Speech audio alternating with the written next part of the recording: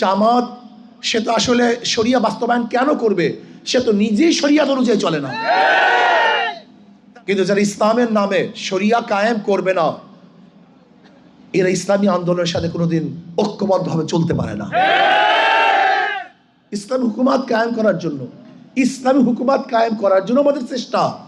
আর আমি যদি বলি আমি ক্ষমতায় গেলে শরিয়া আইন বাস্তবায়ন করব না, এর চেয়ে বড় ধোঁকা দুনিয়াতে হতে পারে না।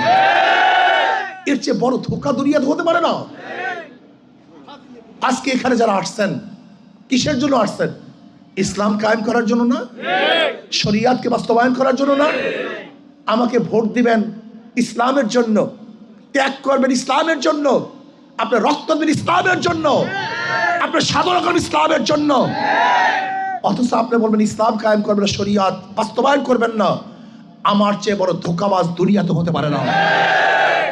ইসলামী আন্দোলন বাংলাদেশ ক্ষমতার জন্য রাজনীতি করে না, আল্লাহর জমিন আল্লাহর হুকুমতকে কায়েম করার জন্য রাজনীতি করে। ইসলামী আন্দোলন বাংলাদেশ ক্ষমতার জন্য রাজনীতি করত, অনেক আগেই ক্ষমতায় যেতে পারত, অনেক আগেই। অনেক প্রস্তাব আসছে, কিন্তু কেন যাই নাই?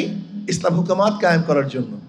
এর জন্য আমি বিশ্বাস করি যারা ইসলামী হুকুমাত কায়েম করতে চায় না, শরিয়া আইন বাস্তবায়ন করতে চায় না, নাম দেয় ইসলাম, এর চেয়ে বড় মুনাফিক এবং ধোঁকাবাজ গোটা দুনিয়াতে থাকতে পারে।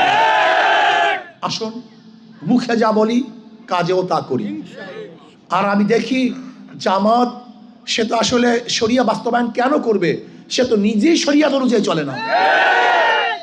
তার লিডাররা অহরহ বিপর্দা মহিলাদের সাথে সব জায়গায় খোলামেলা। আশ্চর্য বিষয়, যে ব্যক্তি নিজেই শরিয়াত মানে না, সে শরিয়াত বাস্তবায়ন করতে পারে না। আর আল্লাহ না করুক, আল্লাহ পাক কালামে পাকের মধ্যে ফরমান, সুম্মা জাআলনাকা আলা শরিয়াত মিনাল আম ফাত্তাবিআহা ওয়ালা তাত্তাবিআহু আল্লাযীনা লা ইয়ালামুন। হে নবী, আমি আপনাকে যে শরিয়াতে প্রতিষ্ঠা করেছি, ফাত্তাবিআহা, আপনি সেই শরিয়াতের অনুকরণ করুন। আচ্ছা, আমি বলি শরিয়াত মানবো না, আজীব ব্যাপার। আল্লাহ পাক বলেন শরিয়াতের ইত্তেবা অনুসরণ করতে, আর আপনি বলেন শরিয়াত বাস্তবায়ন করে প্রচলিত আইনে দেশ চালাবেন। তা প্রচলিত আইনে দেশ চালালে আওয়ামী লীগ দোষটা কি করছে? বিএনপি ক্ষতিটা কি করছে? জাতীয়বাদী বিরোধিতা কেন করেন? কমিউনিজমের বিরোধিতা কেন করেন? বলবেন সৎ, কমিউনিজমের মধ্যে অনেক সৎ নেই, কমিউনিস্টের মধ্যে হাজারো সৎ আছে। যদি সৎ বলেন হিন্দুদের মধ্যে সৎ নাই, যদি সৎ বলেন খ্রিস্টানদের মধ্যে সৎ নাই, যদি সৎ বলেন ইহুদিদের মধ্যে নাই। আজীব, শুধু সৎ হলেই হবে না।